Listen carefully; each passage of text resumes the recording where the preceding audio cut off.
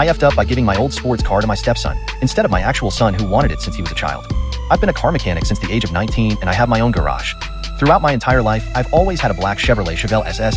After my first marriage went to shambles, I remarried a few years later. My new wife had a son, making him my stepson. Meanwhile, my son from my first marriage was living with his mom, but I saw him quite often at the shop. He dropped by occasionally to say hello or look at the cars I had in the shop. A while later, my ex-wife and son moved a few states away. After that, I spoke to my son mostly on the telephone and saw him maybe once every 4 months. The phone calls became less frequent, and he said he wanted to focus on his schoolwork. Recently, my stepson had his 16th birthday. He was a grade A student, so I decided to give him my old Chevrolet Chevelle. I texted my real son a picture of my stepson with the car on his 16th birthday party.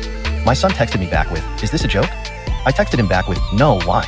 He called me not a few seconds later, yelling at me to tell him that it was a joke. He told me that I promised him the car when he was 10 years old, that if he did well in school I would give it to him. The part that made me yell back at him through the phone was when he called me a lousy father that didn't care about his real son.